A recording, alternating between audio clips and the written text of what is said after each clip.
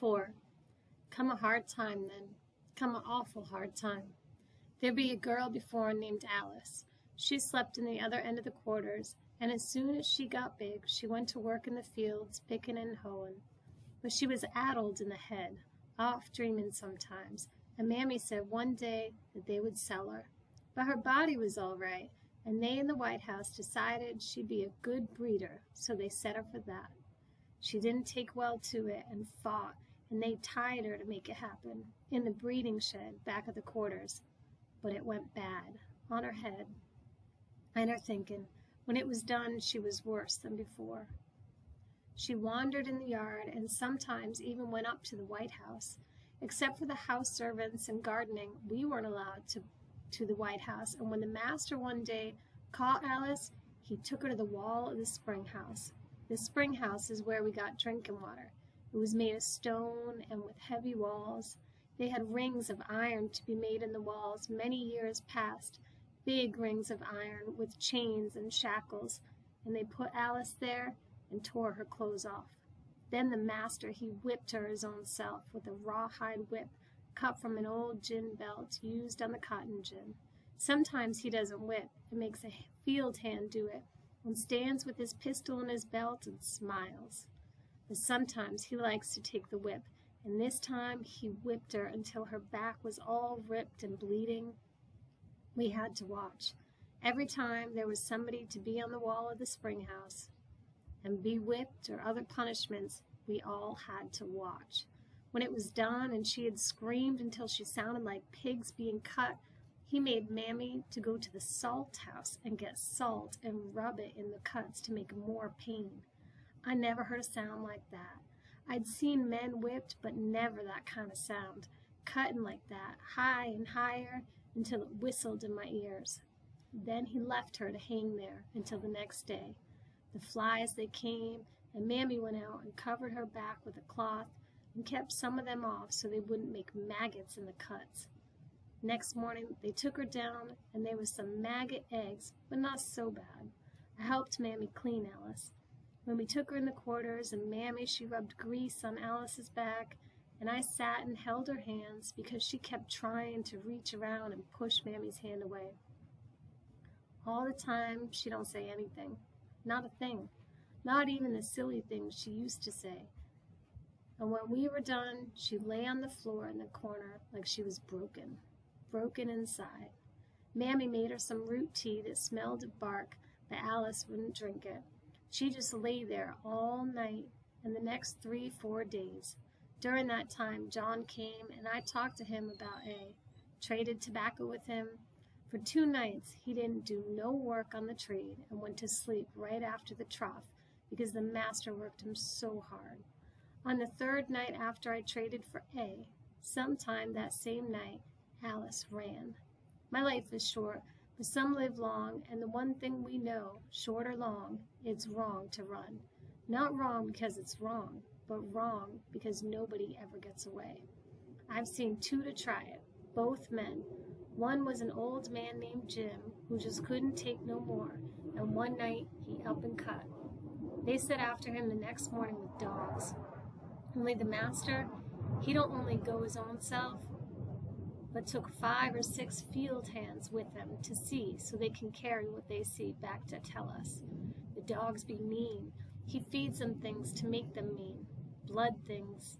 Sometimes he'll take them to the fields, and should a man or woman work a little behind the others or behind the best man who is whipped to speed, why, he sets the dogs on the slow one, and he don't pull them off right away neither. Lets them go until they taste blood and want more of it. They's mean, the dogs. They's big and red with tight hair and heads like hogs, and mean as Waller his own self. He keeps them in a stone pen by the side horse barn, and they slobber and chew at the gate each time we walk by. Dirt mean. Jim, he ran at night too, but it didn't help. The field hands told us later. He cut and ran down to the river, ran in the water for a goodly distance, then on the top of a fence rail for as long as the fence ran, and then dropped to the ground and just moved. The dogs followed him all the way. The hands said that one dog even got up and ran on the top of the rail of the fence. Only took half a day, and they caught Jim. The last bit, when he heard the dogs singing him, baying on him, Jim climbed a tree. Problem was, the tree wasn't higher than he could reach, nearly, and as high as he got, the bottom of him hung down where the dogs could reach him. The master set the dogs on him, and they tore and ripped what they could reach until there wasn't any meat on Jim's legs or bottom. The dogs ripped it all off to hang in shreds. The field hands say he still didn't let go, nor never did. Even when he was dead, his hands didn't let go, and the master made the field hands leave him there. They some wanted to take Jim down and bury him, but he made them to leave him that way, hanging by his hands in the tree for the birds to eat. Second man was young, name of Polly. He wasn't a big enough hand to be allowed to be a breeder in the quarters, and so he went to looking. He snuck away and met a girl at a plantation down the road a piece, and they sat in the moonlight with each other some nights. Polly, he made it back before wake-up time every night but one, the last one. He fell asleep in his girl's arm, fell asleep in the moonlight. So they from the White House set out with the dogs, and Polly, he didn't run or try to get away. He was on his way home, but they let the dogs to have him anyway, tear him up to bleed, but not kill him. Then the master, he tied him down and cut him like he did the cattle, so he wouldn't run to girls no more. But the cut went wrong, and Polly, he laid all night and bled to death without ever making a sound in the corner of the quarters. So don't nobody run. Besides, I don't think there's a place to run to. I heard talk once of some land north, but it's far away, and it was only talk. Not something to know, just something to hear, like birds singing, the talk of the land north, or the wind in the trees. But Alice cut and ran that night. She didn't get far. Down to the river and then sideways some. Her back was still ripped and sore, and she must have moved slow. She might have kept moving all night, but hadn't gone more than to the other end of the cotton fields, an easy small walk. Then she pulled herself under some brambles and was there when they found her. He let the dogs to have her. Didn't matter what she'd gone through or that her thinking wasn't working right. The field hands with him told us he smiled his big white smile like the big White House, pale maggot white like his skin, smile and let the dogs to have her. She didn't fight them or try to get away, and they just tore at her until her whole front was torn and gone, and she was bleeding from the chest. She didn't die. Alice be too tough for her own self-good. She didn't die, and he made the hands to carry her back and put her in the quarters.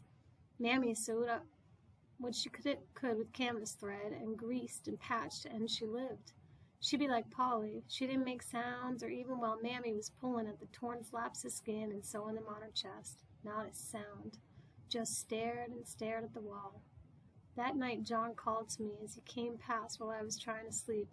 "Tobacco girl, time for another letter."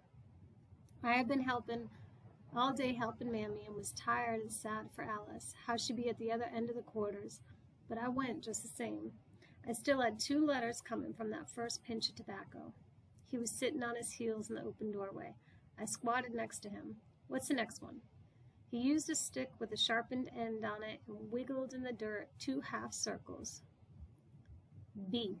B," he said. "It be B." "That sounds crazy." "That's how you say the letter. B. It's for B or B or B or boo. That's how B looks and how you make the sound." I made a sound in my mouth, whispering, "So where's the bottom to it?" "I swear you always want to know the bottom to things. Here it is. It sits on itself this way, facing so the 2 round places push to the front." Suddenly he's gone. One second he's there, the next he's slammed sideways and gone. "What in the hell are you doing to her?" Mammy was standing there, big and black and tall in the moonlight. "What you doing to this girl?" She had come from the side and fetched John such a blow on his head that it knocked him back into the wall and on his back. He come up quick and didn't cower none. "Nothing, not like you. I'm teaching her to read." "That's what I mean," Mammy said. "What in the hell are you doing? Don't you know what they'd do to her if they find her trying to read? We already got 1 girl tore to pieces by the whip and the dogs. We don't need 2. I had been quiet all this time watching. Didn't seem so bad what he was doing, teaching me a few letters to know, maybe a word or two. So I said it. Doesn't seem so bad. Bad, she hissed like a snake. Child, they'll cut your thumbs off if you learn to read. They'll whip you until your back looks knitted, until it looks like his back. She pointed to John, big old finger. Is that how you got whipped? He shook his head. I ran. And got caught. Not the first time. She waited. I waited. First time I ran, I got clean away. I went north, all the way. I was free. I'd never heard such a thing. We couldn't even talk about being free. And here was a man said he had been free by running north. I thought, how can that be? You ran and got away? Mammy asked. I did. You ran until you were clean away. I did. And you came back? I did. Why? He sighed, and it sounded like his voice, like his laugh, low and way off thunder. It made me think he was going to promise something, the way thunder promises rain. For this. What do you mean, this? To teach reading. It's never quiet in the quarters. During the day, the young ones run and scrabble and fight or cry, and there's always a gaggle of them. At night, everybody be sleeping, but not quiet. Alice, she's quiet, but they summon them to cry. New workers who are just old enough to be working in the fields cry sometimes in their sleep. They hurt, and their hands bleed in pain from the new blisters that break and break again. Old workers cry because they're old, and they're getting to the end and have old pain. Same pain, young and old. Some snore, others just breathe loud. It's a long building and dark except for the light coming in the door and the small windows, but it's never quiet, not even at night. Now it seemed quiet. Mammy, she looked down at John, didn't say nothing for a long time, just looked. I had to think to hear the breathing, night sounds. Finally, Mammy talks. Her voice is soft. You came back to teach reading? John nodded. That's half of it. What's the other half? Writing, he smiled. 'Cause I wasn't going to get caught. I had in mind moving around, teaching a little here, a little there, going to do Heidi schools. But I got slow, and they got fast, and some crackers caught me in the woods. They were hunting bear, but the dogs came on me instead, and I took to a tree, and they got me. Another long quiet. Way off, down by the river, I heard the sound of a night bird, singing for day. Soon the sun would come. Why does it matter? Mammy leaned against the wall. She had one hand on the logs and one on her cheek, tired. Why do that to these young ones, to Sarnie here? If they learn to read and write, it's just grief for them. Long-time grief. They find what they don't have, can't have. It ain't good to know that. It eats at you then, to know it and not have it. They have to be able to write, John said, voice pushing. He stood and reached out one hand with long fingers and touched Mammy on the forehead. It was almost like he'd be kissing her with his fingers, soft, touched like black cotton in the dark. They have to read and write. We all have to read and write so we can write about this. What they do to us, it has to be written. Mammy, she turned and went back to her mat on the floor, moving quiet, not looking back. She settled next to the young ones, and John, he turned to me and he say, next is C.